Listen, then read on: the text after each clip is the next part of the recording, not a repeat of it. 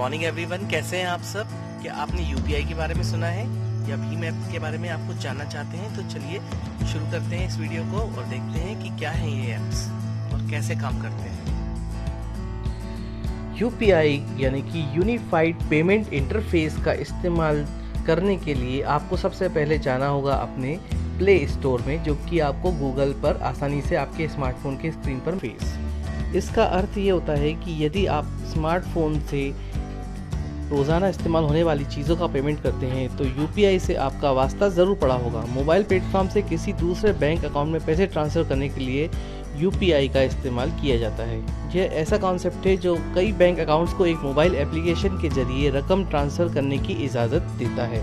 इसे national payment corporation of India यानी NPCI ने विकसित किया है। इसका नियंत्रण रिजर्व बैंक और इंडियन बैंक एसोसिएशन के हाथों में है। तो चलिए हम आगे अपने प्ले स्टोर में। अब हम सबसे पहले सर्च इंजन में ऊपर लिखेंगे यूपीआई।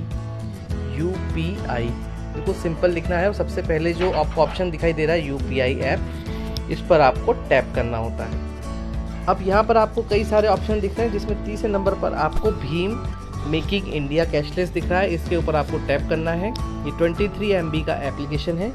अब इंस्टॉल वाले ग्रीन बटन पर क्लिक करेंगे। जैसे ही आप क्लिक करेंगे तो आपके इंटरनेट स्पीड के मुताबिक ये डाउनलोड होना शुरू हो जाएगा। एक बार भीम ऐप डाउनलोड करने के बाद में कुछ इस तरह से आपके मोबाइल में आइकॉन बना आता है। इस आइकॉन पर टैप करने के बाद में आप इसको ओपन कर सकते हैं। ओपन होने के 1-2 सेकंड के बाद में कुछ इस तरह का इंटरफेस नज़र आएगा, जो मैं आपको बताऊंगा। लेकिन इससे पहले ये एक पासवर्ड यानी पासकोड मांगेगा, जो कि आपको सेट करना होता है। ये पासकोड एक पासवर्ड की तरह ही होता है। मैं अपना पासकोड डाल देता हूँ।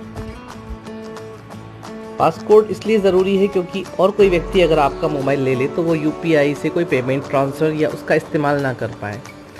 अब ये कुछ इस तरह का इंटरफेस आपको दिखाई देगा। इस इंटरफेस के अंदर खासियत ये है कि आपको सिर्फ आपके ही बैंक अकाउंट्स की डिटेल देगा।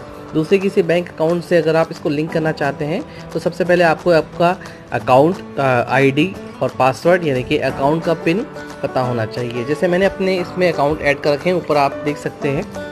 यहाँ मेरे कुल 2 बैंक अकाउंट इसमें एडेड हैं। इन दोनों बैंक अकाउंट से मैं कभी भी कोई भी ट्रांजेक्शन अपने मोबाइल से कर सकता हूँ। चलिए वापस आ जाते हैं। इसके बाद यहाँ पर कुछ आपको ऑप्शंस नज़र आ रहे हैं। इसमें मेन यहाँ पर कुछ फेवरेट्स अकाउंट हैं जिसको भी मैं ऑलरेडी पेमेंट कर चुका हूँ। अप्रूव टू पे के अंदर कुछ इस तरह का इंटरफेस दिखाई देता है। यदि आप किसी को पेमेंट करना चाहते हैं तो इसके अंदर आपको ऐड करना होता है। दूसरा ऑप्शन काफ़ी इंटरेस्टिंग है, पे बिल्स के अंदर आपको कुछ इस तरह के बिल्स हैं, जैसे DTH, cable TV, broadband, postpaid, education fees, जैसे आपके एजुकेशन इंस्टीट्यूशन, कॉलेज, स्कूल की फ़ीस हैं, इलेक्ट्रिसिटी बिल, इलेक्ट्रिसिटी चार्जेस हैं, FASTag, gas bill, health insurance, housing society insurance, ETC। ये सारे बिल्स आप इससे घर बैठे पे कर सकते हैं। चलिए आगे बढ़ते हैं। इसके बाद में यहाँ रिक्वेस्ट मनी है, IPO है। यदि आपका कोई IPO लॉन्च किया गया है तो उसकी डिटेल्स आप यहाँ से ले सकते हैं। डोनेशन, अगर आप किसी ट्रस्ट को अपना मनी डोनेट करना चाहते हैं तो डायरेक्ट अकाउंट से डोनेशन कर सकते हैं। गिफ्ट में आप किसी को पैसा गिफ्ट पे कर सकते हैं। इसके बाद इसमें 2 नए फीचर ऐड हुए हैं। पहला है सेंड, जिसमें कि आप रुपी का ऑप्शन देख रहे हैं, और दूसरा है स्कैन। चलिए स्कैन पे जाकर देखते हैं कि ये क्या करता है।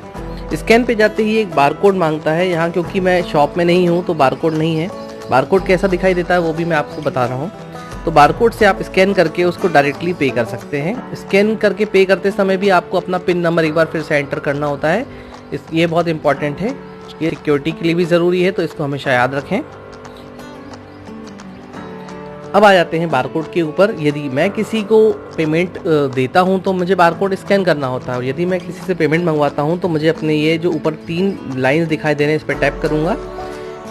3 लाइन पे टैप करने के बाद में यहाँ पर मैं जनरेट QR कोड करूँगा। यदि मैंने QR कोड नहीं बनाया है तो सबसे पहले मुझे यहाँ अमाउंट एंटर करना होता है। जैसे मान लीजिए मैं यहाँ अमाउंट एंटर करता हूँ, इसके बाद में यहाँ पर जनरेट QR कोड करता हूँ, तो यहाँ पर टैप करते ही एक मेरा ये QR कोड बन गया है।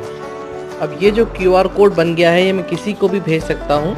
इसको शेयर करते ही क्या होगा, जो अदर पर्सन है जिसको मैं पैसा भेजना चाह रहा हूँ, इस QR कोड को एंटर करके इसी UPI ऐप से वो पैसा रिसीव कर सकता है।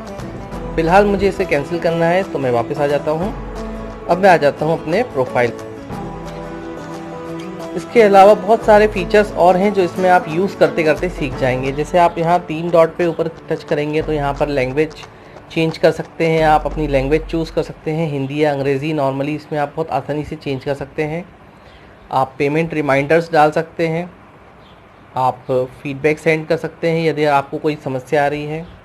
सिम चेंज कर सकते हैं, अगर आपके मोबाइल में एक से ज़्यादा सिम है तो आप कोई एक सिम सेट कर सकते हैं जिस सिम से आप सारे ट्रांजेक्शन्स करते हैं। लॉग आउट करते ही आप इससे बाहर आ जाते हैं। तो आज की वीडियो में इतना ही। अगर आपको ये एप्लीकेशन या इससे जुड़ा हुआ कोई भी सवाल पूछना है तो प्लीज़ कमेंट बॉक्स में मुझे कमेंट करें, और इसी तरह मेरे चैनल पर अपना सहयोग बनाए रखें और हेल्दी रहें, खुश रहें, अपना ध्यान रखें। जल्दी मुलाकात होगी आपसे दूसरे नए इंटरेस्टिंग वीडियो में। Till then, bye bye.